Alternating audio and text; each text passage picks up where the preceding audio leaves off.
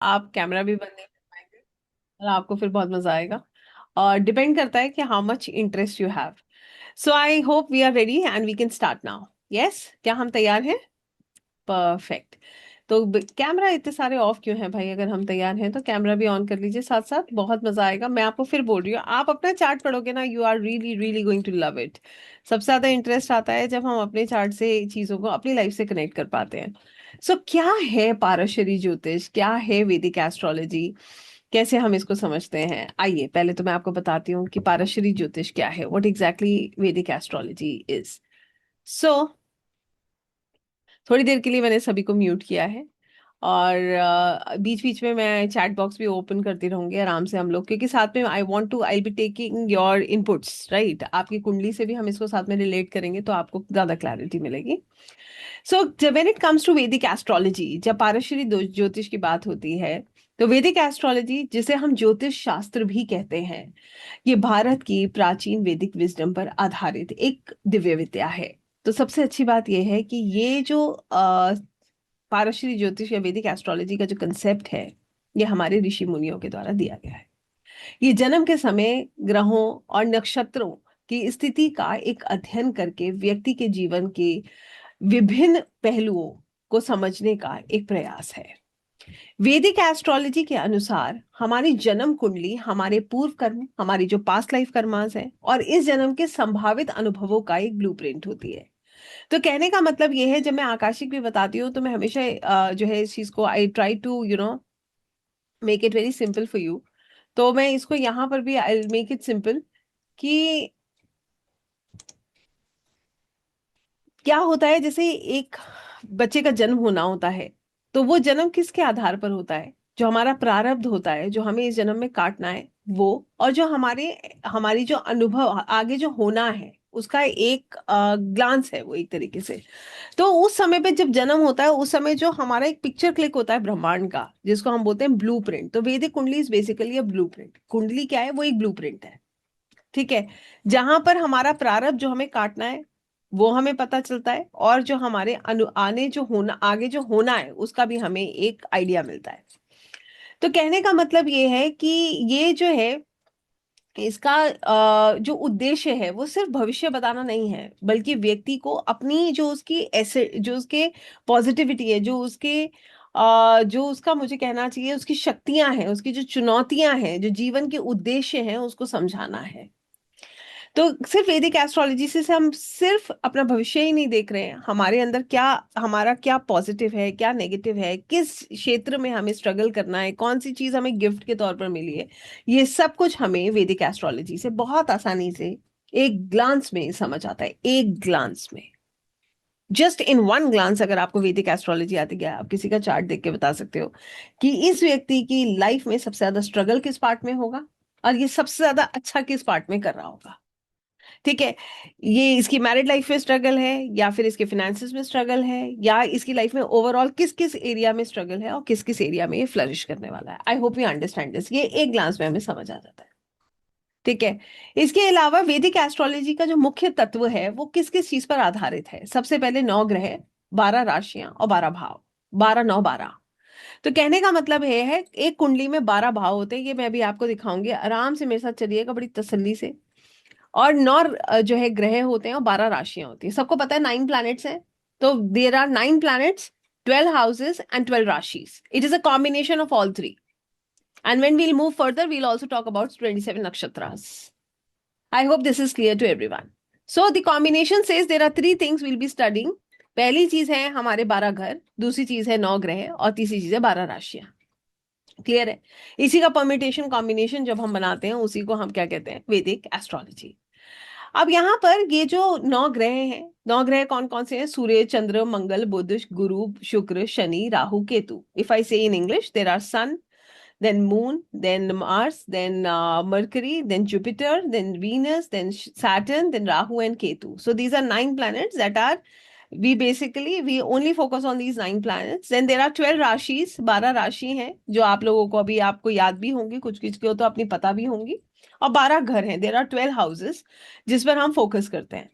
सो वैदिक एस्ट्रोलॉजी का जो उद्देश्य है, हमें जो समझ आया वो ये है कि अपने आप को बेहतर समझना, जीवन के उद्देश्य को पहचानना, कार्मिक लेसन्स को समझना, सही समय पे सही निर्णय लेना, आध्यात्मिक विकास और आत्म जागृति की ओर बढ़ना, और प्रिडिक्शन करना, भविष्य को समझना। This is how we understand Vedic astrology. कहने का मतलब ये है, आप अक्सर लोगों को सुनेंगे, ध्यान से समझिएगा, एक बड़ा अच्छा सा कंसेप्ट। अरे आपकी कुंडली में तो बहुत सारे राजयोग हैं, ठीक है, अक्सर लोग कह देते हैं बहुत सारे राजयोग लिखवा के आए हैं आप, आपके तो बहुत सारे राजयोग हैं। मगर क्या सच में वो राजयोग फलीभूत होगा? कब होगा? ठीक है। कई बार जब मुझे एस्ट्रोलॉजी नहीं आती थी, तो जैसे हम लोग सुनते रहते हैं, अरे इसकी कुंडली बहुत अच्छी है, उसकी कुंडली बहुत अच्छी है, ऐसे सुनते थे, तो फिर लगता था, इवन नाम नहीं लूंगी, मगर अपने ही लोग पूछते थे, यार इतने अच्छे हैं तो फिर कुछ हो क्यों नहीं रहा है? एक सवाल मन में आता था कि इतना ही सब कुछ अच्छा है तो why things are not happening, why there is delay, struggle, pain. तो यहाँ पर हमें एक बहुत अच्छी रियल अंडरस्टैंडिंग मिलती है, ध्यान से सुनेगा। राजयोग लिख कर आना एक बात है, वो राजयोग कब फलीभूत होगा वो दूसरी बात है। I hope you understand. तो कहने का सिंपल सा मतलब ये है कि अरे ये तो मिलियनेयर बनेगा, ठीक है, अब वो दशा ही आएगी जब वो 100 साल का होगा, जब वो इस दुनिया में नहीं होगा, तो उस दशा का क्या करेंगे? कुछ फायदा है उस दशा का? बताइए, नहीं है ना। इसी तरीके से अगर वो 5 साल की उम्र में वो अच्छी दशा आके चलेगी तो भी उसे कोई फर्क नहीं पड़ने वाला। सही समय पे सही दशा जिसको प्राप्त होती है उसका भाग्योदय हो जाता है, सिंपल सी बात है। कितने लोगों को ये बात समझ आ रही है? हम in efforts to understand this. Clear हो रही है ये बात? तो सिर्फ कुंडली में राजयोग है ये सोचकर खुश होना सिर्फ एक it is just an incomplete thing. One has to understand कि सिर्फ राजयोग होकर खुश नहीं होते, वो राजयोग का फलीभूत होगा वो ज्यादा इंपॉर्टेंट है। होगा या नहीं होगा ये समझना ज्यादा इंपॉर्टेंट है। इसके बाद सोचिएगा, आपके जीवन में कितने सारे लोग हैं, ध्यान से समझेंगे इस चीज को, है ना। Everything that I am saying has depth, ठीक है। और क्योंकि ये विषय जैसे मैंने बताया, आप समझ लीजिए 10 से सबसे पहले ये पढ़ा है, तो मैंने ये 2000, अगर मैं गलत नहीं हूं तो I think I started when I was just 26 and 27, in fact now I am approximately I have crossed 40। तो अब आप समझ लीजिए, इतना सबसे ज्यादा तजुर्बा मुझे अगर है तो पारसी ज्योतिष का ईश्वर की बड़ी कृपा है। और सिर्फ सीखा है, और ये पढ़ना ही है, जीवन भर पढ़ना है। और कोई इसमें पारंगत नहीं है, हम सब सीखते हैं, रिसर्च बहुत है इसमें। तो मैं आपको जो बात समझाना चाहती हूँ ध्यान से समझिएगा। आप ही के रिश्तों पे आ जाते हैं, आइए आपकी फैमिली पे आ जाते हैं, ठीक है, अपने परिवारजनों पे आ जाइए, अपने रिश्तों पे आ जाइए। कुछ रिश्ते बड़ा प्रेम देते हैं और कुछ संघर्ष देते हैं, एम आई राइट और रॉन्ग? कुछ रिश्तों से बहुत प्यार मिलता है और कुछ रिश्तों से बड़ा संघर्ष मिलता है। जो रिश्ते प्यार देते हैं वो हमें आगे बढ़ाने का प्रयास करते हैं, जो हमें संघर्ष देते हैं वो भी हमें आगे बढ़ाने का प्रयास करते हैं, वो हमारे जीवन में ट्रांसफॉर्मेशन लाते हैं। पीड़ा मिलती है तो हम ट्रांसफॉर्म होते हैं, ऐसे ही तो होता है, ठीक है। ऐसे ही ये 9 ग्रह हैं, ये 9 ग्रह, अब ऐसे में कहूं कि सबका शुक्र बहुत अच्छा है, ठीक है। तो ऐसा हो सकता है क्या? बताइए, आपसे पूछ रही हूँ। हम लोग यूट्यूब पे सुनते हैं, Venus is love, Venus is luxury, Venus is intimacy. क्या हर किसी की शादी हो गई? ये तो बड़ा अच्छा ग्रह है। क्या हर कोई शादी में बड़ा खुश है? क्या हर किसी के जीवन में बहुत लग्जरी है? लग्जरी है तो शादी का सुख है, शादी का सुख है तो लग्जरी है, मतलब आई होप यू अंडरस्टैंड। कई बार आप देखोगे कपल्स आपस में बहुत खुश है मगर उनके पास लग्जरी नहीं है, ठीक है, बहुत बहुत अच्छी व्यवस्था नहीं है। कई बार आप देखोगे घर इतने सुंदर है, इतनी व्यवस्था है, मगर आपस में प्रेम नहीं है। I hope you understand this. So one has to understand, हमारी लाइफ में भी कुछ प्लैनेट्स तो एक ब्लेसिंग की तरह है और कुछ प्लैनेट्स एक लर्निंग की तरह है। कितने लोगों को ये बात समझ आ रही है? हमने first to understand this. Clear हुई ये बात? कहने का मतलब ये है कि 9 के 9 प्लैनेट्स की अपनी एक ट्रेट है, अपनी एक स्वभाव है। मगर वो स्वभाव जो उस प्लैनेट का है, जैसे आइए आप ही के एक फ्रेंड के पास आ जाते हो, बड़ा गुस्से वाला है आपका दोस्त, एक आपकी एक दोस्त है या आपका एक दोस्त है बहुत गुस्से वाला है, ठीक है, उसका स्वभाव ही गुस्से का है, हर समय अग्रेशन, गुस्सा, जिद, जल्दबाजी, ये उसका स्वभाव है। मगर क्या वो हर किसी के साथ ऐसा ही रहता है? नहीं। कुछ अपने होंगे, उनके साथ ये मधुर भी होगा, होगा या नहीं होगा? आपके साथ दोस्ती अच्छी है, आपके लिए तो वो सबसे अच्छा है। आपके लिए तो जब आपको जरूरत होती है वो हाजिर हो जाता है, रात के 2 बजे भी आप बुलाते हो तो पहुंच जाता है। आप उसे खराब कहोगे या अच्छा कहोगे? बताओ, आपसे पूछ रही हूँ, वो अच्छा होगा आपके लिए, खराब होगा? अच्छा होगा ना। इसी तरीके से अगर वो किसी को प्रॉब्लम दे रहा है, अगर उसका इतना ही गुस्सा है, जिसके ऊपर गुस्सा करता होगा उसे अच्छा लगेगा क्या? वो नहीं लगेगा ना। यही कंसेप्ट है, इसको समझना है। एक है उस प्लैनेट का अपना स्वभाव, और एक है उस प्लैनेट का हमारे साथ रिश्ता। वो प्लैनेट हमें ब्लेसिंग देने आया है या हमारे कर्मों को काटने आया है? कितने लोगों को ये बात समझ आई है? क्लियर हुआ? मुझे बताइएगा, कॉम्प्लिकेटेड तो नहीं लग रहा समझने में? ठीक है। और मैं आपको इतने आसान तरीके से समझाऊंगी ना, एक एक चीज आपके अंदर उतरती जाएगी अगर आप ध्यान से सुनोगे। और पारसिक ज्योतिष में ना, वैदिक में इधर उधर दिमाग नहीं लगाना। इधर उधर भागोगे, आपने एक टॉपिक छोड़ दिया, अगला समझ नहीं आएगा, फिर आप कहोगे अरे ये क्या हुआ, ये तो उन्होंने अभी बताया ही नहीं। ठीक है। सो बी देयर विथ मी। 1 घंटा दूंगी, 1 घंटे में बहुत क्लैरिटी आ जाएगी आपको। बहुत ज्यादा नहीं पढ़ाऊंगी, इससे ज्यादा पढ़ाऊंगी तो फिर आपको क्या, अरे बाबा एक दिन में कितनी चीजें याद करनी पड़ेंगी। और इंटरेस्टिंग बात बताओ, कुछ याद नहीं करना है। You don't really have to learn anything. याद करना, देखिए मैं आपको बताती हूँ एक बड़ी इंटरेस्टिंग सी बात। एक ना स्टूडेंट है, बहुत सीनियर है, senior in the sense age में she is you know very senior. तो वो मुझसे कहती है एक बार, वो कहीं कहीं से उन्होंने पारसी ज्योतिष पढ़ रही थी, वो बहुत डेप्थ में पढ़ा उन्होंने।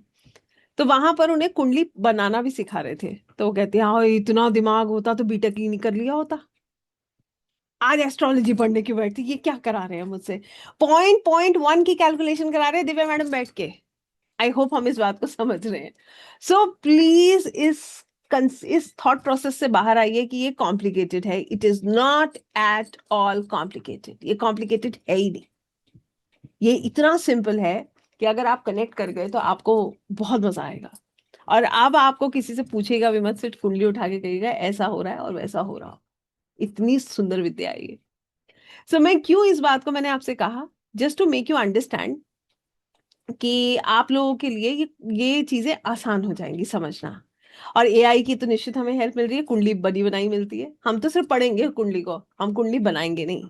ये तब होता था जब पंडित जी पतरा लेकर बैठते थे ना, सबकी कुंडली बनाते थे, दशाएं निकालते थे, वो कॉम्प्लिकेटेड था।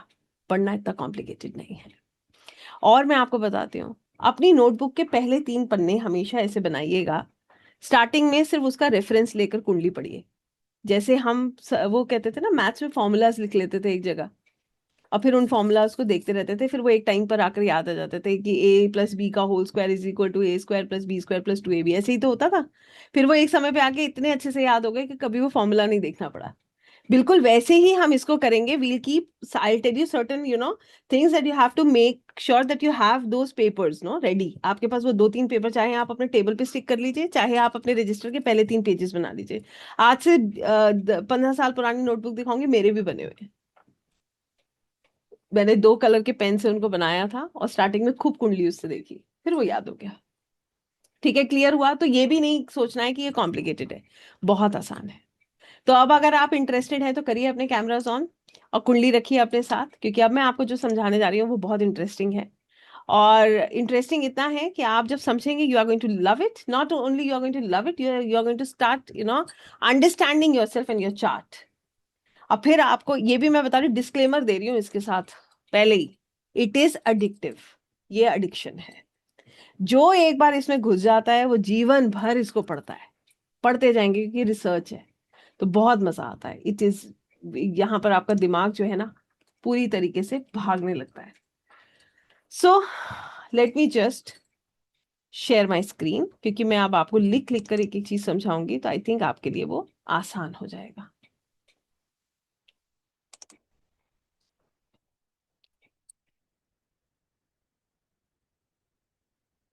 या जैसे मैंने बताया कि एक कुंडली 3 चीजों का कॉम्बिनेशन है। वो 3 चीजें हैं, घर, ग्रह और राशि। 12 घर, 9 ग्रह और 12 राशियां। ठीक है। अभी नोट्स मत रखी लिखिएगा, नोट्स लिखने की आपको जरूरत नहीं पड़ेगी, मैं आपको सब चीजें सामने दिखाऊंगी, पहले सुनिएगा। नोट्स आपको ये वाले बेसिक के मैं दे भी दूंगी, कोई स्ट्रेस नहीं है आपको, जो है आसानी हो जाएगी फिर। ठीक है, तो you you don't really need to make the notes now.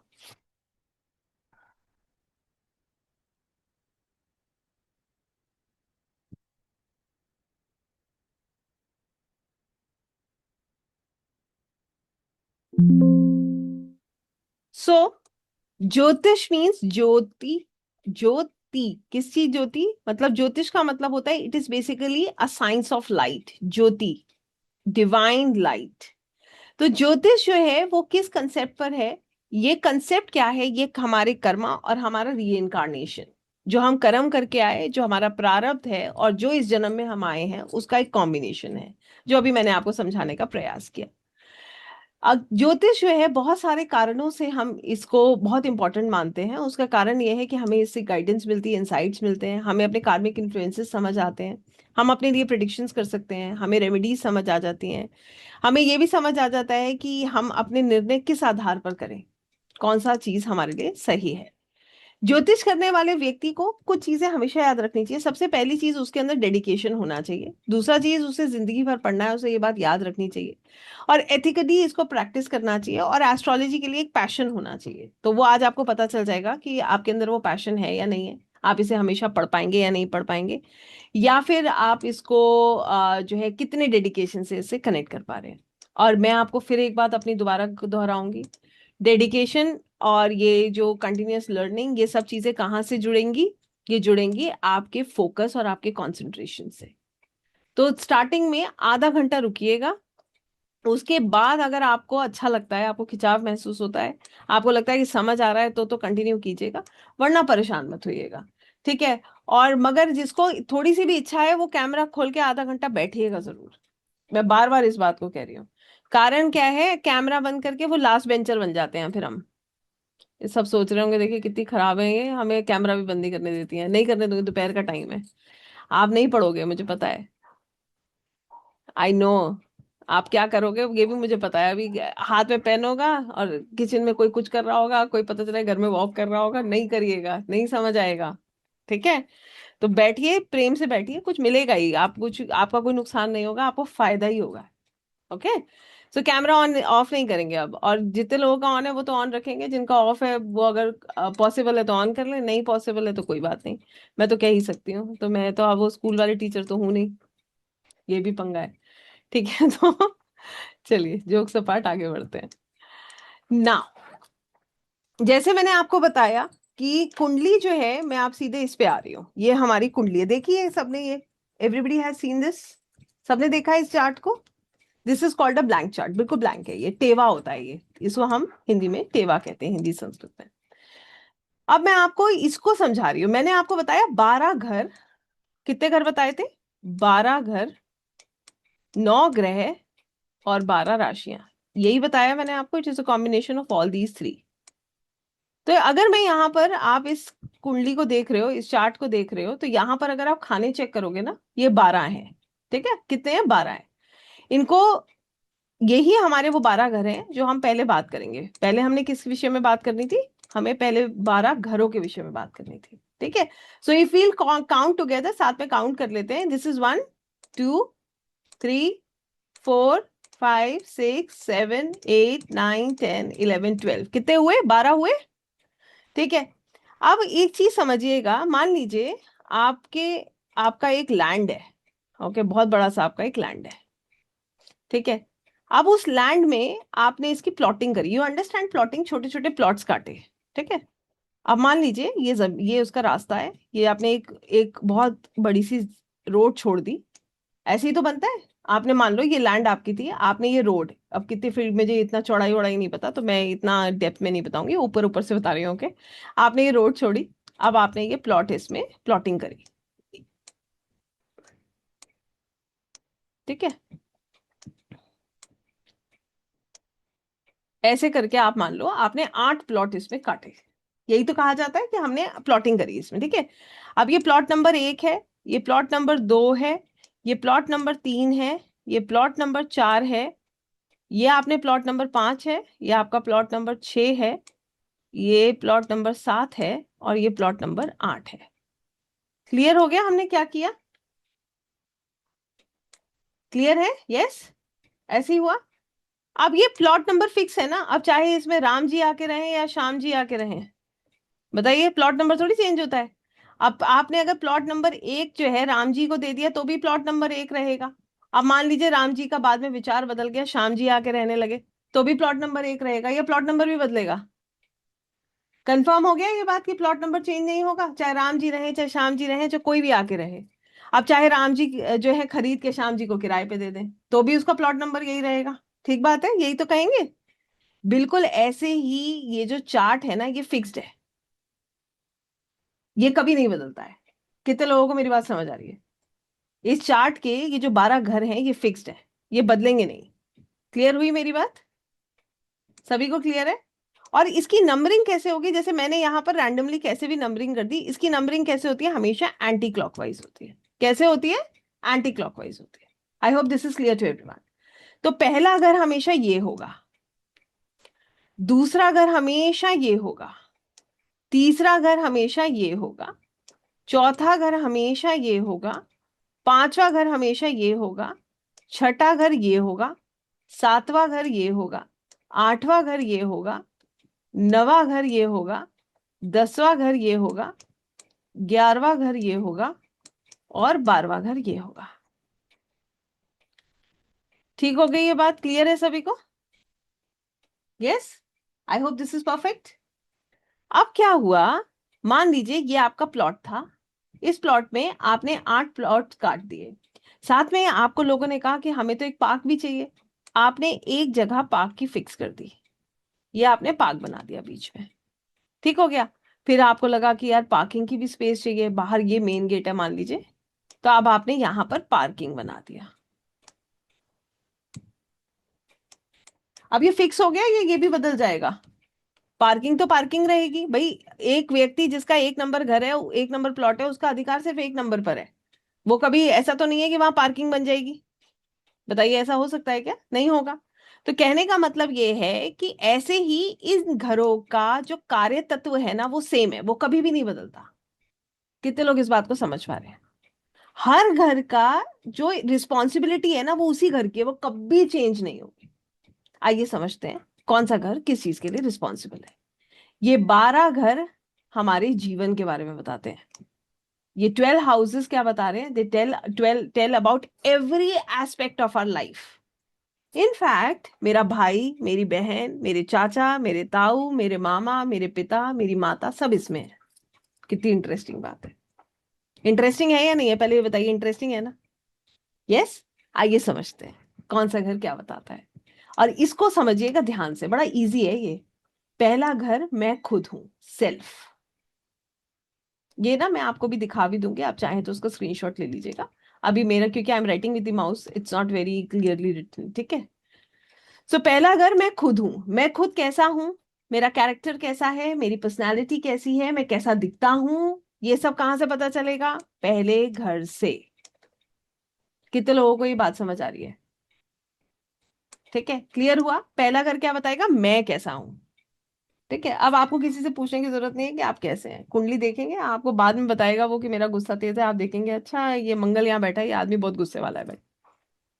ठीक है, अभी मैं आपको समझाऊंगी कैसे आप रिलेट करोगे, फिर अपने ऊपर लगाते जाना साथ साथ।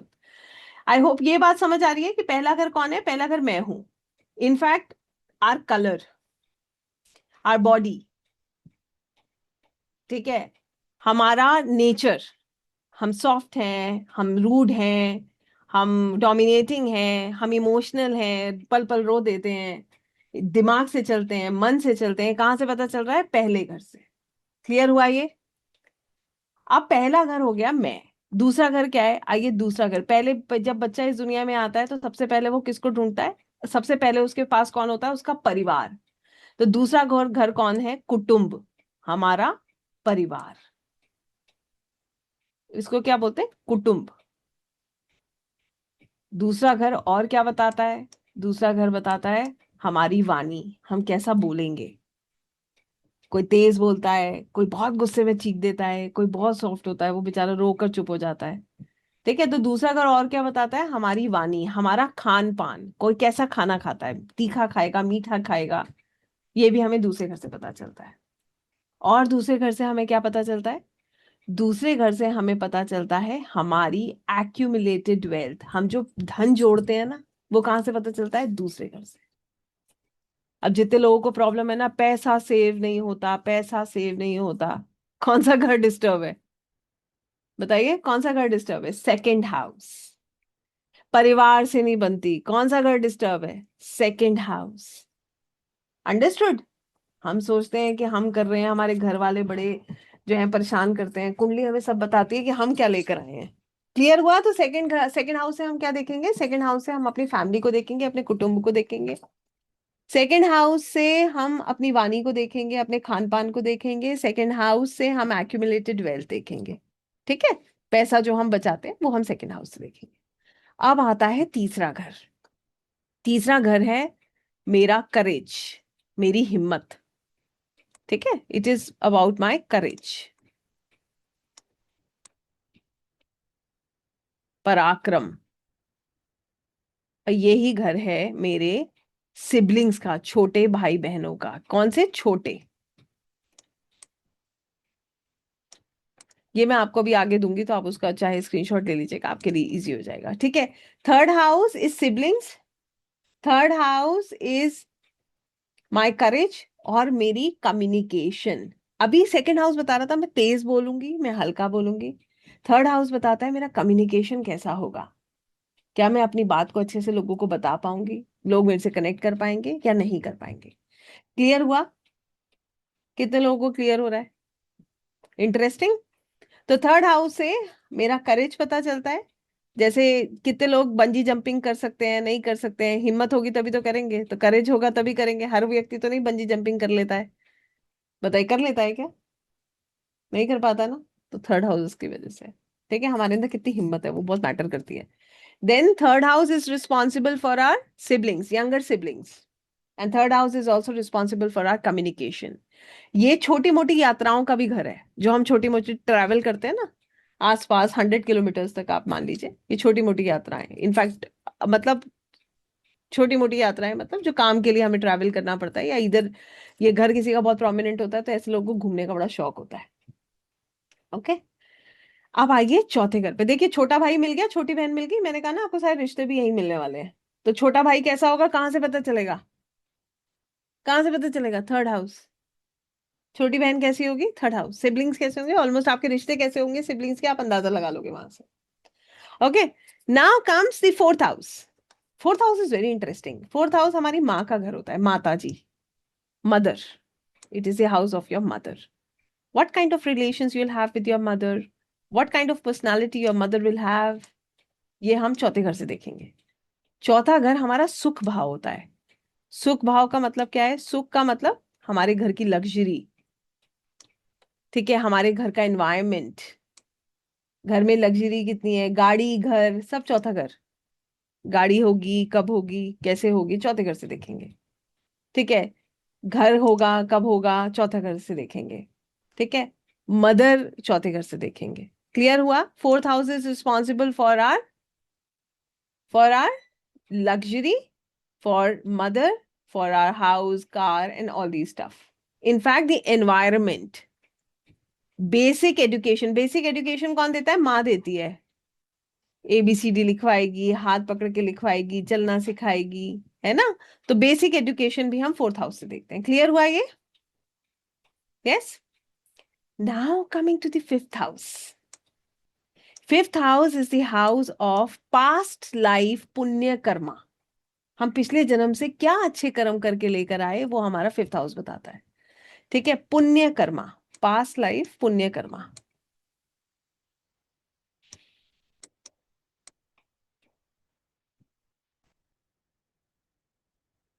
And this is the house of your education. ये आपकी पढ़ाई का घर है। ग्रेजुएशन तक की जो हम पढ़ाई करते हैं ना, ये फिफ्थ हाउस से देखी जाती है। ओके? फिफ्थ हाउस से हम क्रिएटिविटी देखते हैं, बच्चों को देखते हैं। What kind of relations we'll have with our kids. ठीक है? हमारे बच्चे कैसे होंगे, इंटेलिजेंट होंगे, या हमें उनके साथ स्ट्रगल करनी पड़ेगी, कहां से पता चलेगा? फिफ्थ हाउस से। तो किड्स, क्रिएटिविटी, पास्ट लाइफ पुण्य कर्मा। ठीक है? और उसके अलावा हमारी एजुकेशन और love affairs, fifth house. Understood? Clear है ये सभी को? ये चीजें हम पंचम घर से देखेंगे। क्लियर हो रहा है? Yes? Perfect. Coming to the six house. Six house is responsible for ऋण, रिपु एंड शत्रु। ऋण इज कर्जा। अब जैसे किसी को घर खरीदना है, कर्जा मिलेगा नहीं मिलेगा, कौन सा देखेंगे? सिक्स हाउस देखेंगे। ओके। देन हेल्थ, बीमारियां सिक्स हाउस बताती हैं। एनिमीज को सिक्स हाउस बताते हैं। एनिमीज को कौन रिफ्लेक्ट कर रहा है? Six house. हेल्थ को कौन रिप्रेजेंट कर रहा है? Six house. इनफैक्ट हमारी दिनचर्या हमें छठे घर से पता चलती है। कई लोगों का दिन कभी भी शुरू हो जाता है, सुबह 2 बजे भी दिन शुरू हो जाता है। और कई लोग इतने परफेक्ट होते हैं कि वो पूरा डिसिप्लिन लाइफ जीते हैं। सिक्स हाउस से हम नौकरी भी देखते हैं, service, job. We see service also. I hope this is simple. आसान है ना समझना? Yes, perfect. यहां तक क्लियर हुआ? आगे बढ़ सकते हैं या यू नीड टाइम? बढ़े आगे? Perfect. Now comes the seventh house, the most interesting house in the chart. हमारा partner, husband wife. How, what kind of relations you'll have with your partner, you'll see from the seventh house. What will be the personality of your partner, you will see from the seventh house, right?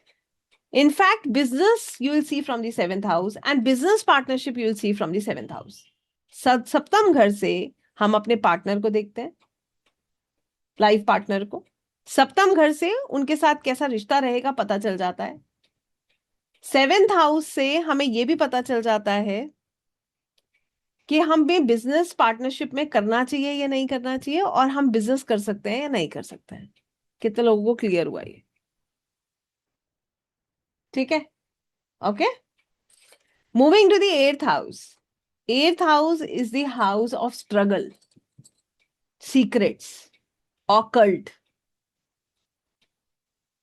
आठवां घर रहस्य है, रहस्य, secrets, और occult रहस्यमयी विद्या है ना? रहस्यमयी तो है। सो आठवां घर, अष्टम घर हमें क्या बताता है? रहस्यों के बारे में बताता है। अष्टम घर हमें स्ट्रगल देता है, पेन देता है, अचानक से देता है, अचानक से ले भी लेता है। इट गिव्स, अचानक से कोई चीज हमें देगा और अचानक से हमसे वो चीज लेने की भी क्षमता रखता है। ठीक है, लंबी बीमारी एट्थ हाउस से देखी जाती है। अंडरस्टूड? क्लियर है? पेन का घर है ना, तो पेन मतलब लंबी बीमारी। लंबी बीमारी हम अष्टम घर से देखते हैं। ठीक है, स्ट्रगल हम अष्टम घर से देखते हैं। Then coming to the ninth house. Ninth house is house of your luck. नवम घर जो है आपके लक का घर है। आपका भाग्य कैसा होगा? कई लोगों को बहुत कम मेहनत में भी सब कुछ मिल जाता है, और कई लोग बहुत मेहनत करके भी नहीं पा पाते हैं, लक उनका डिच कर जाता है। करता है नहीं करता है? इसी तरीके से ninth house is your higher education, आगे की पढ़ाई।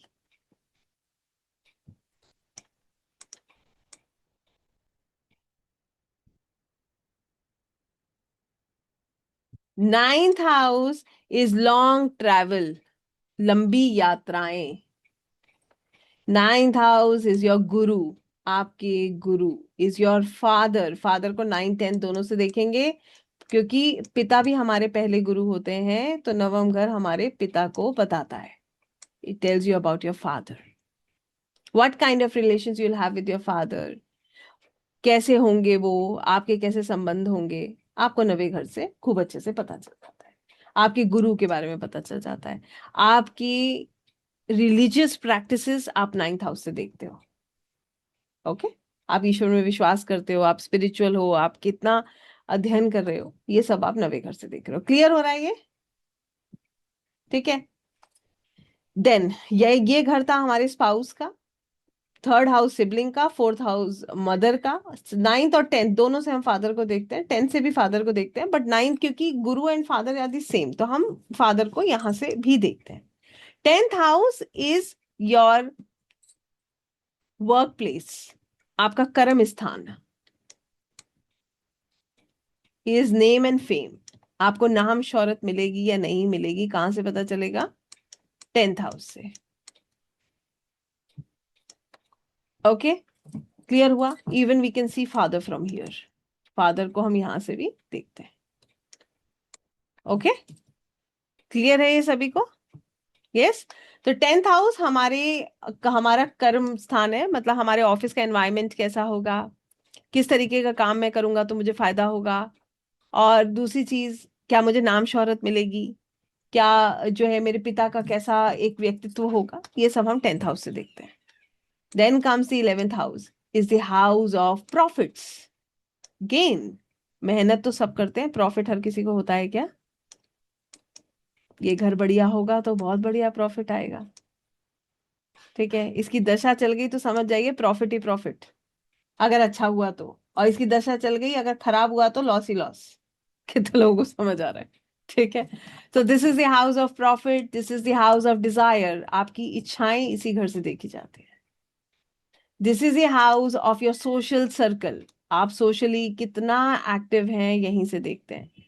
ये घर आपके बड़े भाई बहनों का है, ठीक है, Elder siblings.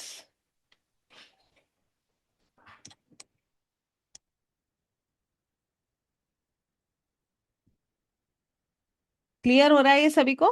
So this is the house of profit, desire, social circle, elder siblings, बड़े भाई बहन हम यहां से देखते हैं।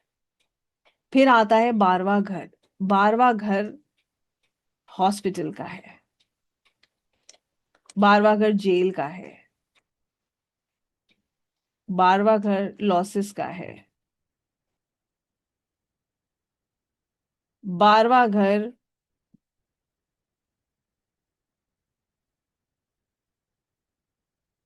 आइसोलेशन का है, अकेलापन।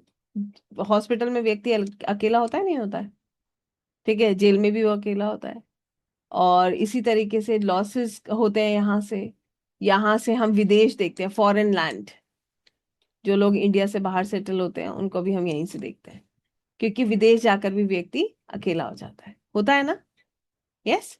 सो 12th house is the house of losses, it is the house of foreign land, it is the house of you know hospitalization and jail. ठीक है, इवन अध्यात्म, मेडिटेशन, आइसोलेशन, मेडिटेशन, ध्यान, 12वां घर। नींद, 12वां घर। बेड प्लेजर्स, 12वां घर। Okay, even we see blood pressures from the 12th house. I hope I am making some sense, and I think ये 12 घर अब कॉम्प्लिकेटेड नहीं है समझने में, है क्या? नहीं है? चलिए, अब आप लोगों का टेस्ट शुरू। अब मैं चैट बॉक्स ऑन कर रही हूँ और सभी से सवाल पूछ रही हूँ, फटाफट फटाफट आप बताइएगा।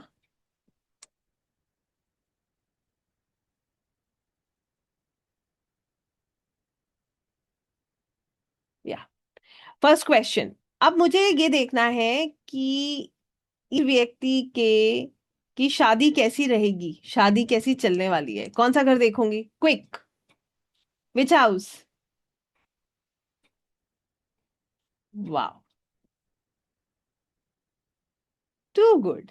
आई just see the 7th house to understand how will be the married life, right? मैं 7वां घर देखूंगी। अगर किसी को गाड़ी खरीदनी है तो मैं कौन सा घर देखूंगी? कार खरीदनी है तो कौन सा घर देखेंगे? Amazing, 4th house, 4th house, 4th house, very good. अगर मुझे गाड़ी देखनी है कि ये गाड़ी खरीद पाएगा नहीं खरीद पाएगा तो कौन सा घर देखेंगे? 4th house. अगर मुझे देखना है कि ये हायर एजुकेशन कर पाएगा नहीं कर पाएगा तो मैं कौन सा घर देखूंगी?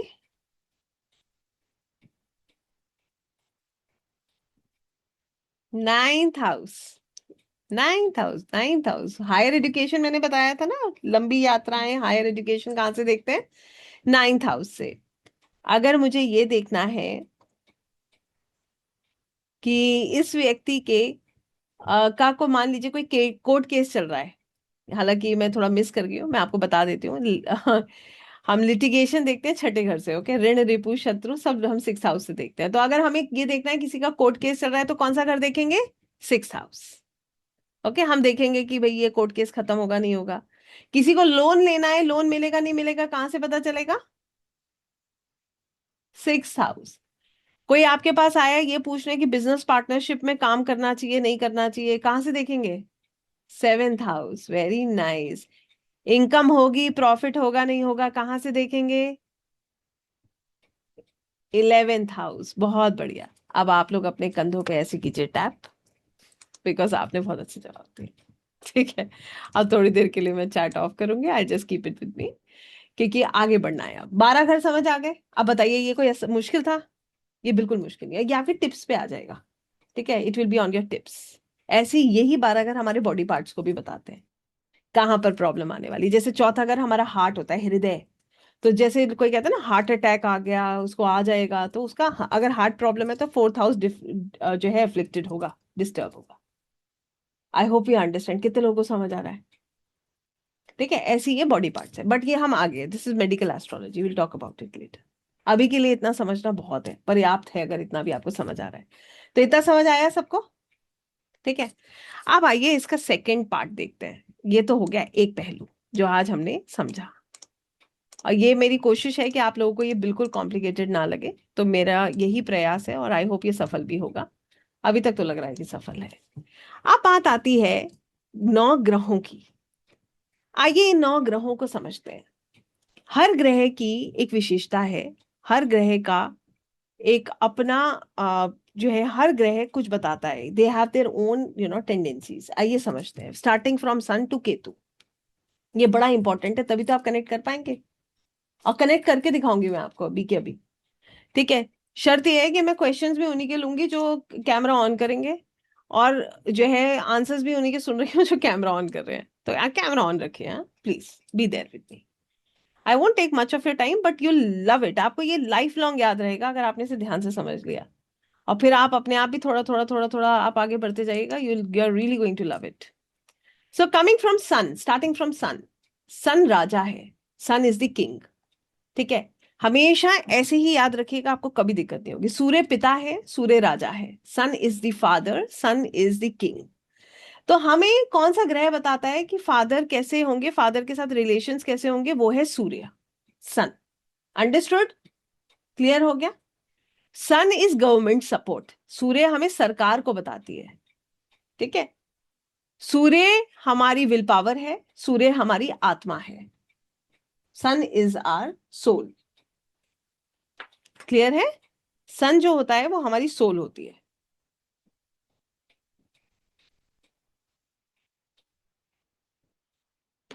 ठीक है, apart of this, Surya is, जिसे कहते हैं ना, सूर्य सबसे तेज ग्रह है। तो जिसका सूर्य अच्छा होता है उसके चेहरे पे चमक होती है, ऐसे कहा जाता है। तो सूर्य क्या है? सूर्य लीडरशिप क्वालिटी है। ठीक है, तो व्हेन इट कम्स टू सन, हमने क्या पढ़ा? याद भी ऐसे ही रखिएगा। सूर्य पिता, पिता की देखिए घर में पिता की चलती है, तो क्या हो गया? लीडरशिप क्वालिटी आ गई। ठीक है, फिर दूसरी चीज हमने क्या पढ़ी? That is our soul. तो फादर इज आवर सोल, ऐसे करके समझ लीजिए। सूर्य इज आवर इम्यूनिटी, ये हमारी इम्यूनिटी है। ठीक है, सूर्य इज गवर्नमेंट, ये हमारा सरकार से, हमारे जो कई लोगों को आप देखिए सरकारी चीजों में बड़ा फायदा होता है। गवर्नमेंट जॉब कहाँ से देखते हैं? सूर्य से ही देखते हैं। जो लोगों का सवाल होता है ना, सरकारी नौकरी मिलेगी नहीं मिलेगी, कितने लोग अलग अलग एप्लीकेशंस पे काम करते हैं, कितने लोग आते हैं ये पूछते हुए सरकारी जॉब मिलेगी, तैयारी करे नहीं करे, है ना? तो ये हम सूर्य से देखते हैं। क्लियर हो रहा है? पॉइंट समझ आ रहा है आपको?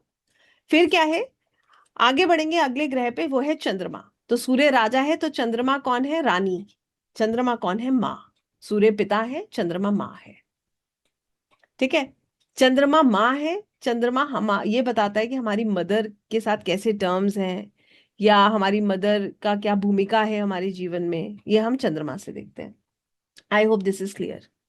ठीक है, इसके बाद चंद्रमा हमारे इमोशंस को बताता है। It tells us about our emotions. ठीक है, इसके बाद चंद्रमा हमारी कैश लिक्विडिटी को बताता है।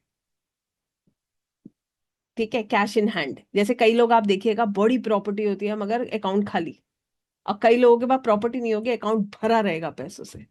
ठीक है, simple. That is all because of moon. Understood? So cash in hand. Then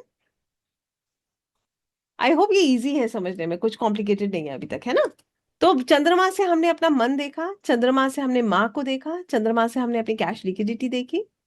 और चंद्रमा जो है, अगर इसीलिए आप हमेशा ध्यान भी दीजिएगा, ये भी आप लोगों से कहा जाता है कि अपने घर में पानी बहना नहीं चाहिए, पानी कोई एनर्जी वेस्ट नहीं होनी चाहिए, क्योंकि उससे चंद्रमा खराब होता है, हमारा कैश फ्लो खराब होने लगता है। क्लियर हुआ ये? इसके बाद आते हैं अगले ग्रह पे, वो है मंगल। मंगल सेनापति है, ठीक है। अब मंगल सेनापति है, अब सेनापति के बारे में समझिएगा, आपको समझ आएगा सेनापति कैसे होते हैं। सरहद पे देखिए उनका काम क्या है, उनका काम है फाइट करना। तो सर्दी हो, गर्मी हो, धूप हो, उनको क्या करना है, उनको अपना काम पूरा करना है। आपसे कोई कहे कि खड़े हो जाओ धूप में आधा घंटा, चक्कर आके गिर जाएंगे हम। मगर जो सेनापति होगा ना, वो अपनी पूरी प्रजा को लेकर खड़ा होगा और अपने कार्य को पूरा करेगा। करेगा या नहीं करेगा? तो मंगल क्या है? रिश्तों में मंगल भाई है, मार्स इज ब्रदर, ठीक है। और अगर मैं ऐसे कहूं तो मंगल क्या है? मंगल पैशन है, फायर है, हमारी ऊर्जा है। मंगल सेनापति है, करेज है। I hope you understand. Mangal अगर मैं आपके शरीर में कहूं तो मंगल आपका ब्लड है। क्लियर हो रहा है ये? Yes. Coming to the next planet, let's talk about Mercury. Mercury is the prince, ये राजकुमार है, ठीक है। मरकरी कौन है? मरकरी राजकुमार है। तो मरकरी की जब भी बात आती है, इसको हमेशा ऐसे समझिएगा कि बुध क्या है? बुध राजकुमार मतलब young in age, no, so always active, बहुत active, okay, a good communicator. Mercury Budh व्यापार है, इट इज बिजनेस। तो बिजनेस अच्छा होने के लिए क्या अच्छा होना चाहिए? वाणी अच्छी होनी चाहिए। अगर इंसान अपनी बात ही नहीं कह पाएगा, आप देखिए कितने बढ़िया सेल्स वाले लोगों की वाणी कितनी बढ़िया होती है नहीं होती है? उसका कारण मरकरी है। Understood? So business is mercury. व्यापार जो है वो बुध से होता है। और रिश्तों में बुध है बहन, बुआ, बेटी।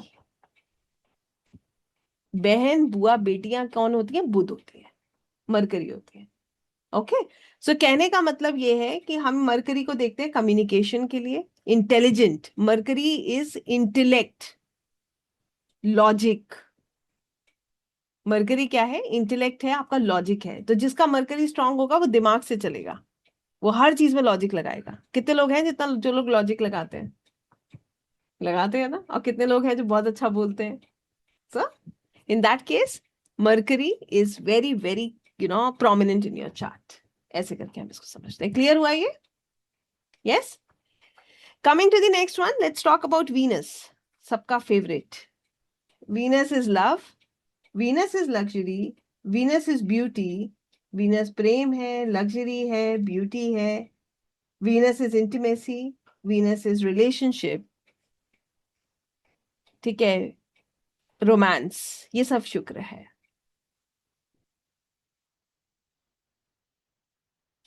सो शुक्रदेव की कृपा हो जाती है।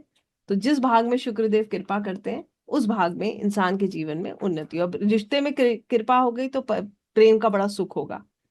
अगर घर में कृपा हो गई तो लग्जरी बहुत होगी, ठीक है। ऐसे करके शुक्र को हम देखते हैं। क्लियर हो रहा है ये? I hope I am making some sense and it is easy to understand, ठीक है। तो वीनस किस चीज का कारक तत्व है? प्रेम का, ठीक है। Venus is relationship, partner. लड़कों की कुंडली में लड़कियां जो होती है ना, लड़के जो, पुरुषों की कुंडली में जो पत्नी होती है वो शुक्र होती है, ये याद रखिएगा।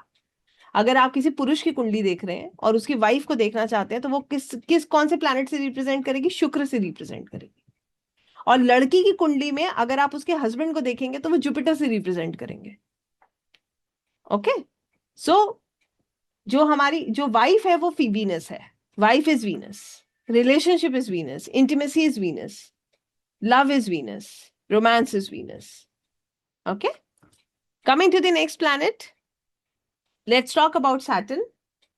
Saturn is the karaka of delay, karmic settlement. तो हम क्या कहते हैं? कर्म फल दाता। शनि कौन है? कर्म फल दाता है। कौन है? कर्म फल दाता। तो कर्म फल दाता मतलब जो कर्मों का फल देगा तो वो तो पीड़ा देने वाला है। ये बड़े स्ट्रिक्ट टीचर है, इनको हम बोलते हैं बड़े स्ट्रिक्ट टीचर। ये माफ नहीं करते जल्दी, कर देते हैं क्या? नहीं करते हैं, ठीक है। तो Saturn is a very strict teacher, ये हमारे कर्म फल दाता है, ये हमें कर्मों का फल देते हैं। इसीलिए हमें इनकी दशा में बड़ी पीड़ा प्राप्त होती है, इसी लोग शनि की 7.5 ढैया से भाग रहे होते हैं, ठीक है। तो कहने का मतलब ये है Saturn is the karak of delay, देरी करना। कोई भी काम आप देखिए, लोग एक बार में करेंगे, सैटर्न वाला बंदे की अगर दशा चल रही होगी वो बेचारा 3 3 बार में करेगा, वो 3 बार ऑफिस का चक्कर काटेगा तब उसे कोई मिलेगा। और जनरली कोई नॉर्मल होगा वो एक ही बार में अपना काम निपटा के आ जाएगा। कितने लोग समझ पा रहे हैं? ठीक है। तो कारक ऑफ डिले, कारक ऑफ रिस्पॉन्सिबिलिटी। आप चाहो ना चाहो जिम्मेदारी आनी ही आनी है, शनि वाला नहीं बच सकता। वो रोए धोए कुछ भी करे, उसे जिम्मेदारी उठानी है, और उसे जिम्मेदारी नहीं उठाई तो शनि लेसन सिखाएंगे। Understood? So responsibility. Then Shani is the karak of struggle, Saturn is the karak of struggle, pain. इसीलिए लोग घबराते हैं सैटर्न से। ओके। मगर याद रखिएगा, आपको एक बड़ी इंटरेस्टिंग बात बताती हूँ शनि के बारे में। शनि स्ट्रिक्ट टीचर है। दंगल मूवी देखी है ना सबने? ठीक है। अपनी बेटी के साथ कितने स्ट्रिक्ट थे आमिर खान, उसके बाद उन्होंने चैंपियनशिप जीती। आई hope you understand, this is Saturn. खूब रगड़ते हैं, खूब रगड़ते हैं, मगर जब आप रगड़ जाते हो ना, then you become a diamond that shines everywhere. Consistency देते हैं फिर वो, ऐसी जो दुनिया देखती है। Okay, I hope you understand this now. तो वो जो पेन है ना, वो पेन का पर्पस इतना सुंदर है। वो पेन जब मिलता है तब तो बड़ी पीड़ा होती है, मगर उसके बाद जब व्यक्ति निखरता है ना, तो फिर उस पेन के लिए भी शनिदेव का धन्यवाद कर रहा होता है कि अच्छा हुआ आप समय पे मिल गए थे, वरना इतना कैसे सीखते, इतना कर्मों का सेटलमेंट कैसे होता। Right, this is Saturn. Then moving to the next most beautiful planet in the chart, that is Jupiter, Brihaspati.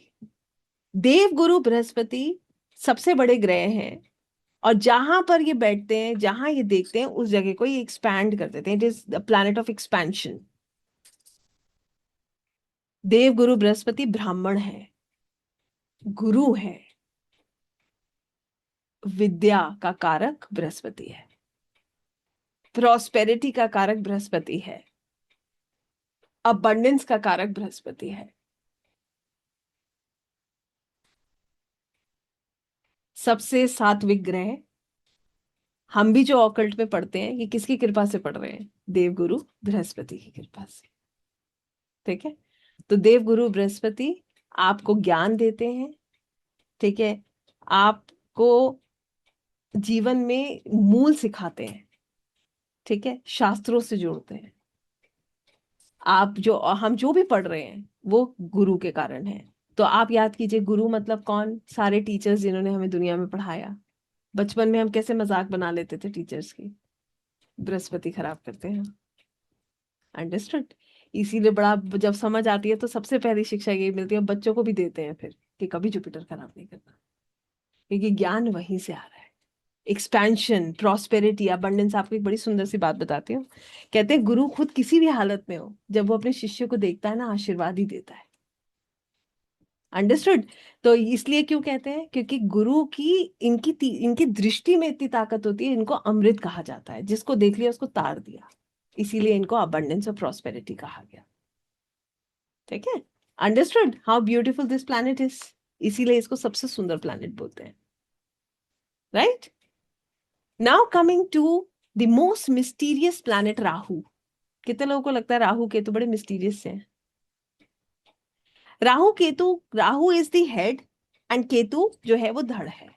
तो राहु के पास है सिर्फ दिमाग, most intelligent and sharp minded.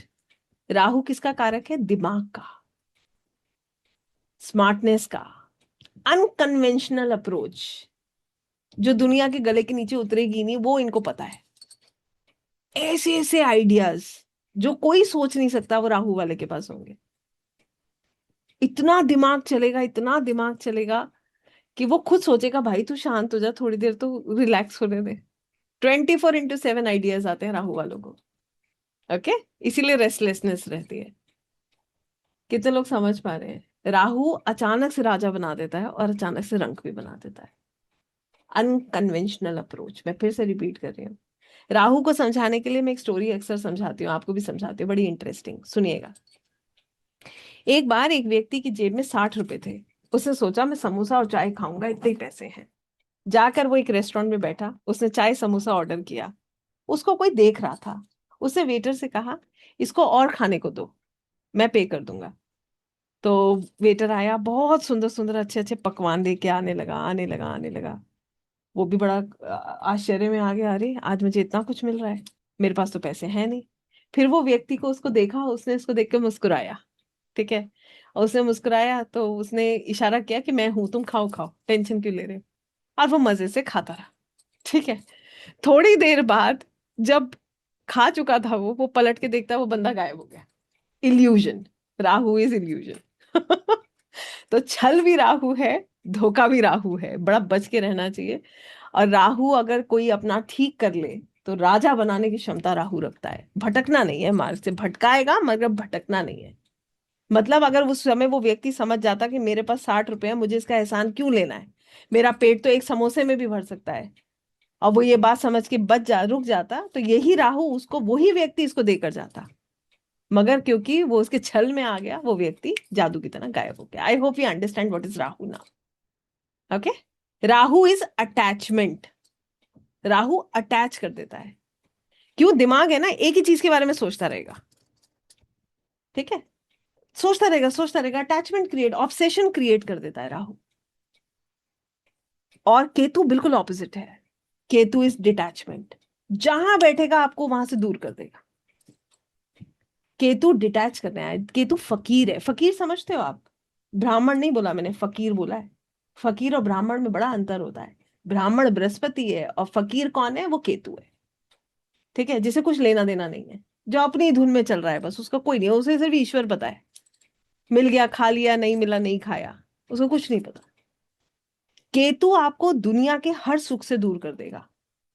Ketu की दशा चलती है, इंसान के सारे सुख छूट जाते हैं, धन सुख सुविधाएं पैसा luxury, everything just goes, because Ketu is pure spirituality. Ketu is spirituality. Ketu ईश्वर से जोड़ता है हमें। बहुत सुंदर ग्रह है, मगर संसारिक सुखों से अलग कर देता है, तो पीड़ा बहुत मिलती है, क्योंकि हम तो मनुष्य है ना, हमें तो सब कुछ चाहिए। ये छुड़वाएगा जरूर, detaches. Ketu is detachment. Ketu is spirituality. Ketu is service, serve करना, देना, बांटना।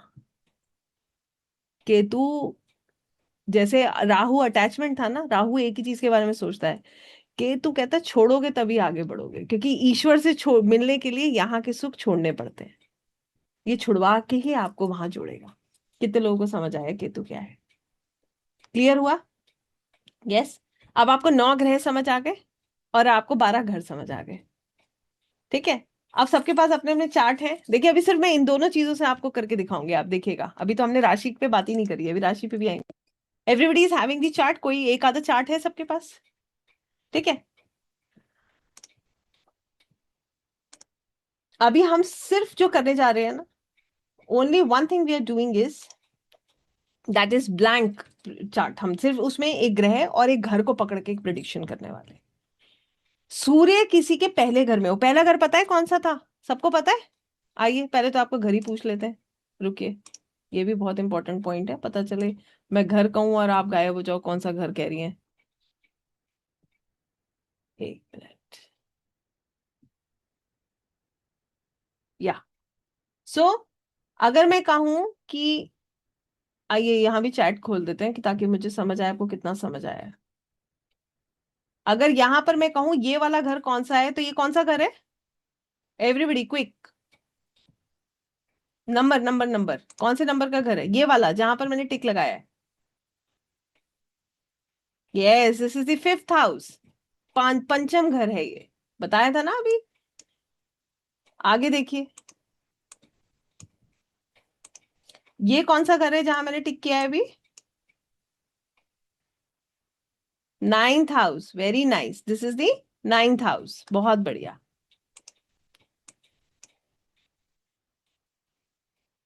And what about this one? 1st house, very nice, so good, बहुत ही बढ़िया, वेरी गुड। चलिए अब मैं आप लोगों को एक दो सवाल पूछती हूँ, और मैं आप लोगों को देखूंगी, इतने में मुझे आंसर मिल जाएगा। थोड़ी देर के लिए चैट में फिर से डिसेबल कर रही हूँ, क्योंकि फिर वो बहुत डिस्ट्रैक्शन रहता है। चलिए, पहला घर सब समझते हैं। यहाँ पर कोई है जिसके पहले घर में सूर्य है, SU सन लिखा है? हिंदी में सूर्य लिखा हो या पहले घर में SU सन लिखा हो? हैंड रेस कीजिएगा अगर कोई है तो। नहीं है? कैसे लिखा होगा मैं आपको लिख कर दिखा देती हूँ। ये पहला घर है ना, नंबर मत देखिएगा इसमें नंबर क्या लिखा है, ठीक है? नंबर पे कोई भी नहीं जाएगा, नंबर से कंफ्यूज हो जाएंगे। Don't look at the number, for you you know this house is fixed, इसे हम पहला घर बोलते हैं। और यहाँ पर सन लिखा होना चाहिए, बस इतना पूछा है। वेरी नाइस, दो लोगों का है। मैं अगर मान रही हूँ प्रतीक्षा जी आपका लिखा है, sun is written in the first house. या even Nikhil ji you have sun written in the first house. Then Seema ji आपका फर्स्ट हाउस में सन है। ये जितने भी लोगों का पहले घर में सूर्य है। अब आपके बारे में एक छोटी सी बात अपने बारे में सुनिएगा और फिर बताइएगा। पहला घर आप हैं और यहाँ बैठा है सूर्य, तो आपके अंदर आप क्या होता है, एक लीडरशिप क्वालिटी होती है। ठीक है, लीडरशिप क्वालिटी है। बहुत झुककर बात करते हैं क्या लोगों से? बताइए, कर पाते हैं? नहीं कर पाते हैं ना। अपनी बात को बहुत आराम से बढ़िया तरीके से रखते हैं कि सामने वाला बात सुने। एम आई राइट और रॉन्ग? ठीक बात है या गलत है? ठीक है, सब लोगों को दिख रहे हैं? प्रतिभा जी दिख रही हैं, प्रतीक्षा जी, निखिल जी, सीमा जी दिख रहे हैं? तीन ही लोगों के कैमरा दिख रहे हैं मुझे यहाँ पर खुले हुए अभी, मतलब जिन लोगों के सूर्य है। क्लियर हो गया? ये प्रिडिक्शन में मैंने अभी कुछ नहीं किया। पहले घर में सूर्य बैठा है, व्यक्ति के अंदर लीडरशिप क्वालिटी होगी। ठीक है, वो अपनी बात को, वो दबेगा नहीं। दब जाते हो क्या आप? नहीं दबते हो ना, अपनी बात को कहते हो। ठीक है, डरते भी नहीं होगे। क्लियर हुआ? कितने लोगों को बात समझ आई? क्या पढ़ा हमने अभी? पहला घर सेल्फ था, उसमें बैठ गया सूर्य, व्यक्ति के अंदर आ गई कौन सी पावर? लीडरशिप क्वालिटी आ गई भाई, बात खत्म हो गई। Thank you all three of you. Next thing, कितने लोग हैं जिनके पहले घर में एमओ मून लिखा है? मैं लिख कर भी दे देती हूँ। ठीक है, जिनके एमओ मून लिखा हुआ है।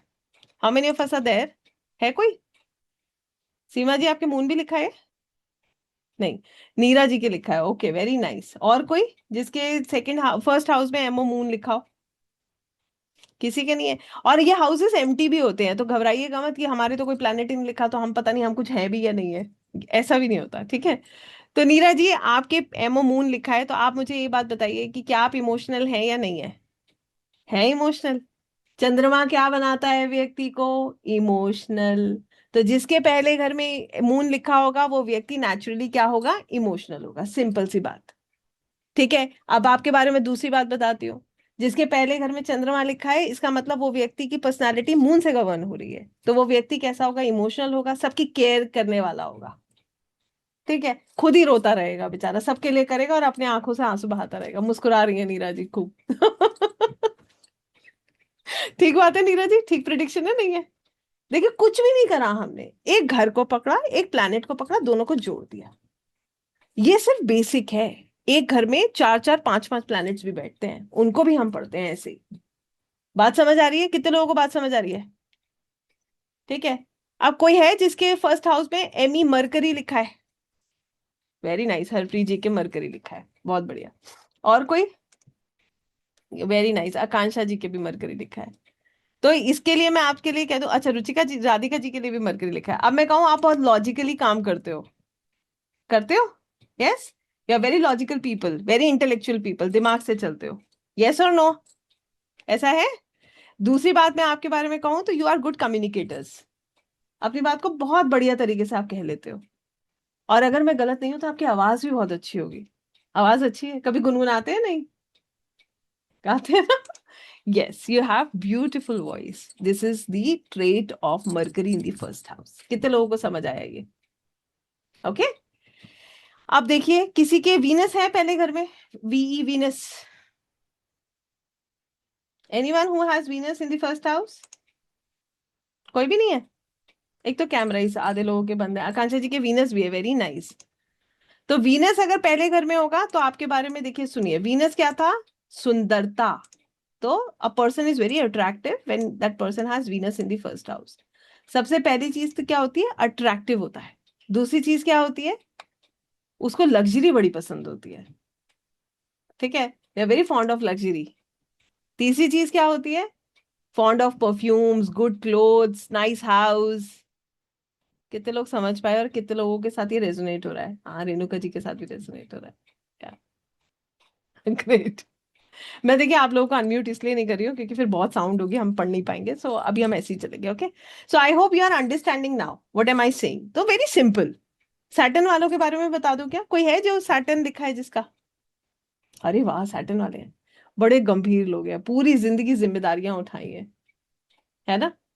Very sincere, lot of responsibilities in life. ठीक है, लाइफ में इतना जिम्मेदारी उठाई है, बहुत काम किया है, बहुत मेहनत करी है। शनि इज कारक ऑफ रिस्पॉन्सिबिलिटी, हार्ड वर्क। आपको पता है शनि को किससे रिप्रेजेंट किया जाता है? लेबर से। क्यों? मेहनती होते हैं, बहुत मेहनती होते हैं शनि वाले। कितने लोगों को बात समझ आ रही है? ठीक है, बहुत मेहनती होते हैं, बहुत मेहनत करते हैं सैटर्न वाले लोग। Okay, they have to work really hard in their life. Okay, तो ऐसे करके हम ग्रहों को ऐसे समझते हैं। क्लियर हुआ ये सभी को? अब एक सवाल पूछती हूँ, ध्यान से सुनिएगा, ये भी कोई ना कोई जरूर निकलेगा आप में से। और देखिए, ये अभी नहीं भी आपको जो है अभी प्लैनेट्स, क्योंकि हर घर में प्लैनेट बैठा हो ये भी जरूरी नहीं है, ये भी हम समझेंगे। कोई है जिसके मार्स सेकंड हाउस में बैठा हो, यहाँ मंगल बैठा हो, या यहाँ सूर्य बैठा हो? दोनों में से कोई भी प्लैनेट बैठा हो? है, हरप्रीत जी के दोनों बैठे हैं। अब ऐसे व्यक्ति की वाणी कैसी होगी? बहुत तेज। जब गुस्सा आएगा ना तो वो इतना तेज बोलेगा, पीक पे बात करता है। करते हैं हरप्रीत जी? चेहरा ही छुपा लिया हरप्रीत जी ने कि देख की मतलब मुझे। Simple concept, when you have Mars sitting in the second house, Mars is aggression, passion, energy. आप बोलोगे, क्योंकि गला है, गला कैसा होगा? कंठ खुलेगा सीधे। आप बोलोगे तो दो घर आवाज जाएगी कम से कम। जाती है हरप्रीत जी? नहीं जाती है? Is laughing. सो सिंपल है। और यहाँ पर अगर वीनस बैठ जाए, है कोई जिसका वीनस बैठा है? इतना प्यार से बोलेगा बंदा कि लगेगा वाह यार कितना गुड़, मतलब इतना मीठा कैसे बोल सकता है। आई होप आप कनेक्ट कर पा रहे हो। कितने लोग कनेक्ट कर पा रहे हैं? इससे पहले तो मुझे यही बता दो, कर पा रहे हैं, रेजोनेट कर पा रहे हैं, समझ पा रहे हैं क्या है कंसेप्ट, क्या है? कितने लोगों को समझ आ रहा है? देखिए, समझ आएगा तभी मजा आएगा पढ़ने में। अभी हमें बहुत सारी चीजें सीखनी है।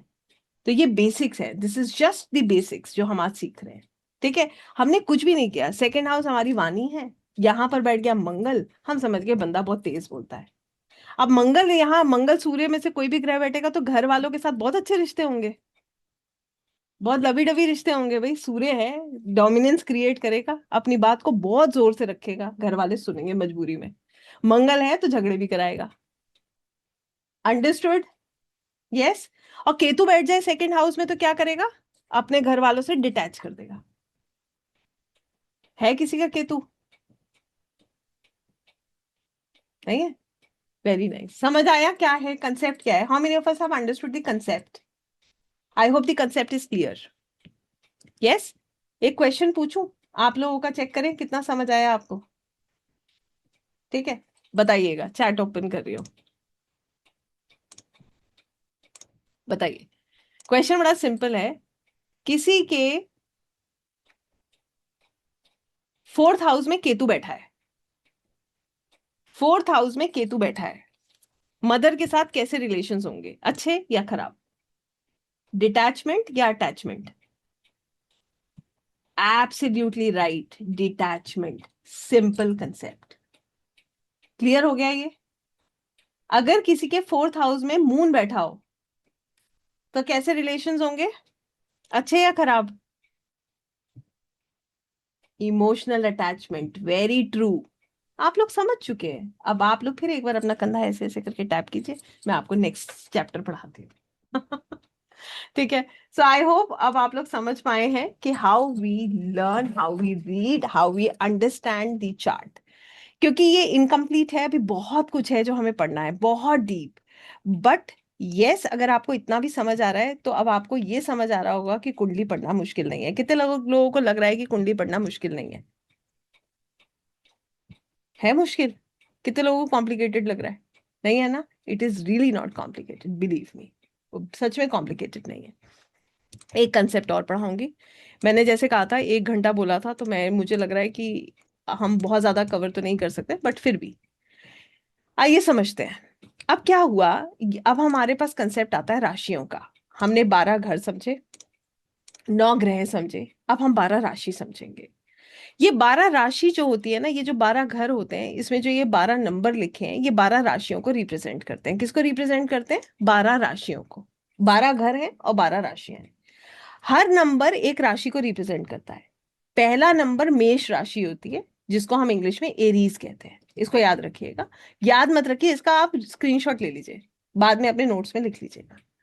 पहला नंबर कौन सी राशि होती है? मेष राशि, जिसे अंग्रेजी में बोला जाता है Aries.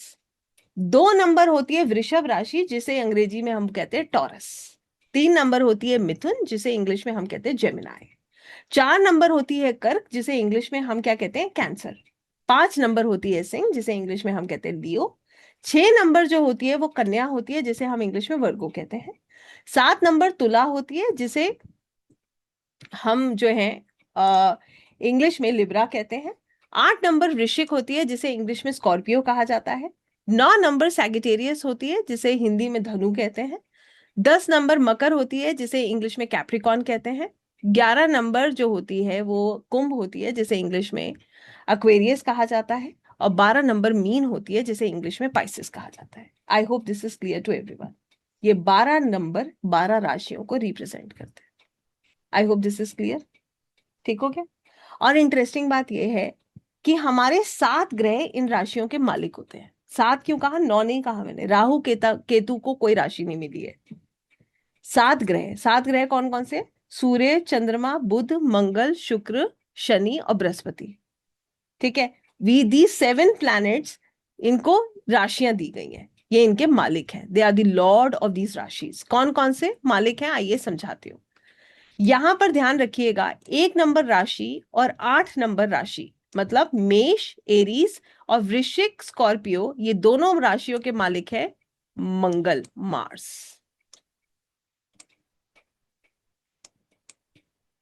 I hope this is clear. Mangal को 2 राशियां दी गई। मंगल के पास कितनी राशियां हैं? 2 राशियां। सिवाय सूर्य और चंद्रमा, एक्सेप्ट सन एंड मून, सबके पास 2 2 राशियां हैं। ठीक है? सूर्य और चंद्रमा के पास एक एक राशि। I will come to that. Then coming to 2 number और 7 नंबर। 2 नंबर वृषभ टॉरस, 7 नंबर तुला लिब्रा। ये दोनों राशियों के मालिक हैं Shukradev, Venus. Venus is the lord of Taurus and Libra. Clear हुआ? देन 3 नंबर और 6 नंबर। 3 नंबर है मिथुन जेमिनाई, 6 नंबर है कन्या वर्गो। इसके मालिक कौन है? मरकरी।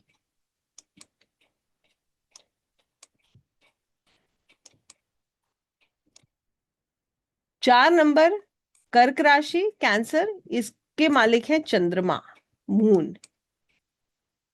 5 नंबर सिंह लियो, इसके मालिक हैं सन, सूर्य। अब आ जाते हैं 9 और 12। 9 नंबर राशि धनु सैगिटेरियस, 12 नंबर राशि मीन पाइसेस, इनके मालिक हैं बृहस्पति, जुपिटर।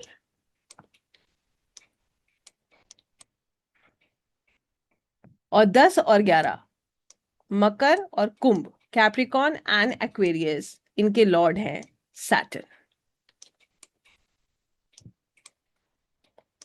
क्लियर हुआ ये सभी को? This is clear to everyone.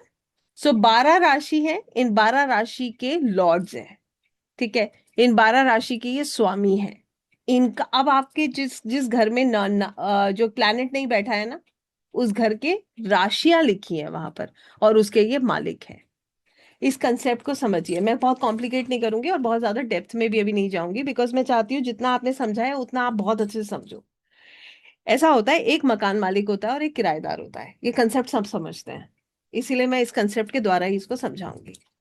तो एक होता है राशि का मालिक, जो कि इस घर में, जिस घर में आप देखोगे ना, उस घर में एक नंबर लिखा होगा। वो घर का मालिक वो व्यक्ति होता है, वो राशि होती है और उसका मालिक होता है। और जो प्लैनेट लिखा होता है वो कौन होता है? वो उसमें एक तरीके से किराएदार होता है। सिंपल कंसेप्ट है। कितने लोगों को ये बात समझ आई? आई समझ? अभी मैं आपको प्रैक्टिकली दिखाती हूँ, आ जाएगी। नहीं आई तो अभी मैं समझा दूंगी। हो गया? ये कंप्लीट हो गया। मैंने इसीलिए कहा था स्क्रीनशॉट ले लीजिए, मत लिखने के चक्कर में पड़िएगा। ठीक है? डन। बढ़े आगे? चलिए आइए इसे प्रैक्टिकली समझते हैं।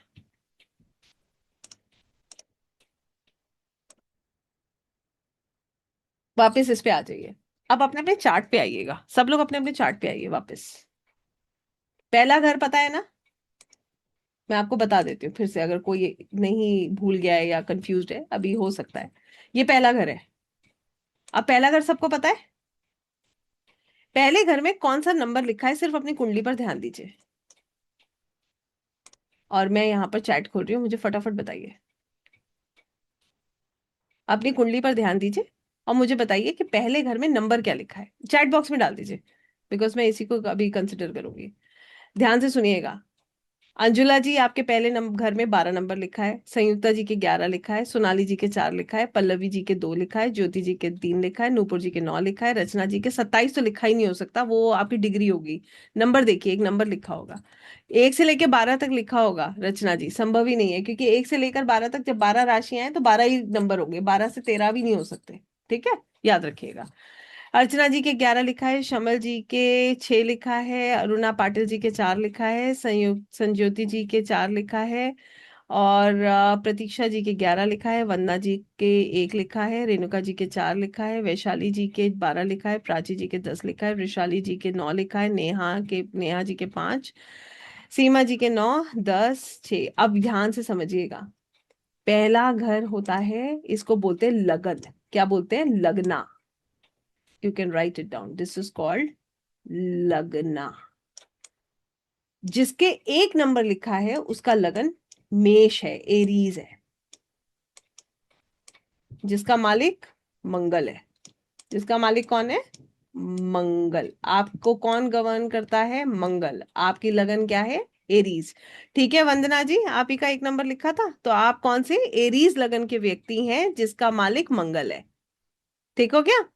जिसके 2 नंबर लिखा है, 2 नंबर राशि कौन सी थी? वृषभ, टॉरस, यही पढ़ा था हमने। तो वो कौन सी लगन हुई? 2 नंबर मतलब टॉरस लगना।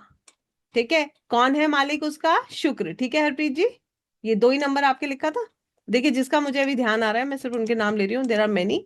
अभी हम आ भी जाएंगे, एक बार मैं आपको रीड करके बता भी दूंगी। और इसे आप कैसे पढ़ेंगे, अगर आपको नहीं पता, यहाँ आ जाइए, अभी समझ आ जाएगा। जिसके 2 नंबर लिखा है वो कौन सी राशि, वो उसका लगन कौन सा है? वृषभ, टॉरस। जिसके 3 नंबर लिखा है, कौन है 3 नंबर वाला? उसका लगन क्या है? जेमिनाई। ठीक है, मिथुन। इसका मालिक कौन है? बुध। जिसके 4 नंबर लिखा है वो कौन सी राशि, वो कौन सी लगन है? कर्क। कौन कौन है? बहुत सारे हैं 4 नंबर। सोनाली जी का भी शायद मुझे ध्यान आ रहा है 4 नंबर है। ठीक है, मुझे अरुणा जी का भी 4 नंबर है, बहुत सारे 4 नंबर देखे हैं मैंने, बहुत, अभी मैं पढ़ते पढ़ते देखे, सब इमोशनल हैं। संयुक्ता जी के भी 4 नंबर है। ठीक है, बहुत बढ़िया। ठीक है, तो आप लोगों के आपकी जो लगन है वो कौन सी है? 4 नंबर रेणुका जी आपकी भी है।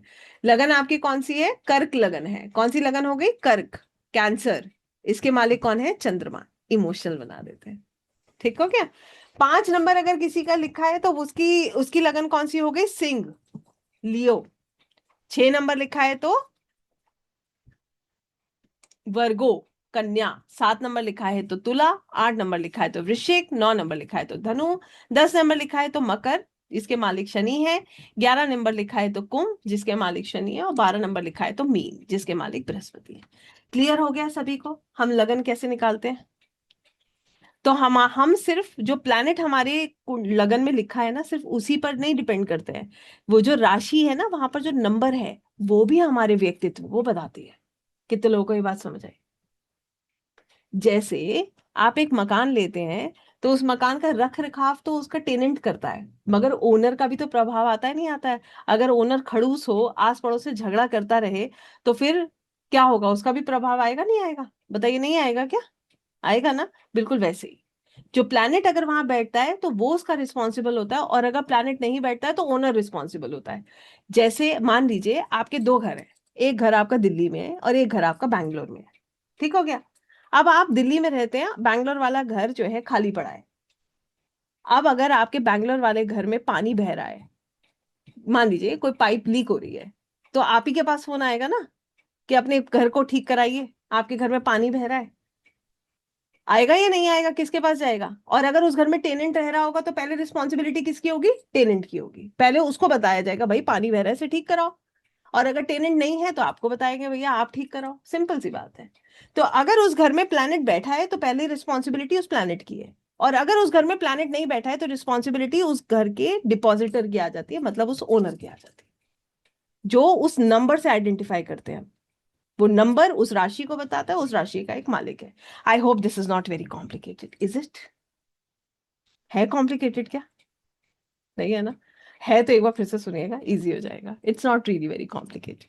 हालांकि मेरा प्रयास तो रहता है मैं आपको बिल्कुल कॉम्प्लिकेटेड बना के ही ना दूं, बहुत सरल करके पढ़ाऊं, क्योंकि सरल ज्योतिष है, कॉम्प्लिकेटेड नहीं है। यहां तक बात समझ आ गई सबको? ठीक है। तो आई थिंक, हालांकि we have lot of things to talk about, but अभी के लिए हम इतना ही रखेंगे।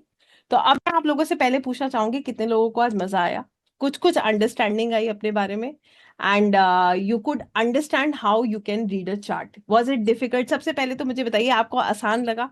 मजा आया? कितने लोगों को मजा आया? और कितने लोग सच में सो गए, ये भी बता दीजिएगा। Great. So now you can talk to me, we can go ahead with the questions। और पहले मैं आप लोगों से ये भी बताना चाहूंगी कि oh great, you enjoyed it, so I enjoyed it really. मुझे तो बहुत मजा आता है, and this is one of my favourite subjects. तो कहने का मतलब ये है, हम इन तीनों चीजों को जोड़ते हैं। सबसे पहले घर, फिर राशि, और फिर जो है पहले घर, फिर ग्रह, और फिर राशि, फिर इनके परम्यूटेशन कॉम्बिनेशन, इनको जोड़ करके हम आगे प्रिडिक्शंस करते हैं। घर खाली होगा तो कौन जिम्मेदार होगा? घर खाली होगा तो ओनर जिम्मेदार होगा। वो जो नंबर लिखा है ना, वो राशि और उसका मालिक जिम्मेदार होगा। बात समझ आ रही है? ठीक है, जिसने भी पूछा है, शायद सुनील जी आपने पूछा ये सवाल। इसका मैडम जी के घर खाली है, मैडम जी जिस घर खाली है इसका मालिक कौन है? कौन है? जहाँ जो वो नंबर लिखा है, नंबर नोट करिए, और फिर मैंने आपको जो राशि बताई है उसका मालिक नोट करिए, आपको पता चल जाएगा उसका मालिक कौन है, कौन उसका डिपॉजिटर है, कौन उसके इफेक्ट दे रहा है। ठीक है। So now I want to know, कितने लोगों को अब वैदिक एस्ट्रोलॉजी इजी लग रही है, और कितने लोगों को अब मन है इसको सीखने का? फटाफट मुझे बताइए, फिर मैं आगे लेकर चलती हूँ आपको, and then I be guiding you आप कि आप लोग इसको कैसे मेरे साथ सीख सकते हैं। हाँ ग्रेट। वाह। तो हमारे पास बहुत सारे ऐसे लोग हैं जो हम इसके विषय में आगे पढ़ भी सकते हैं और सीख भी सकते हैं। तो अब मैं इसको बंद कर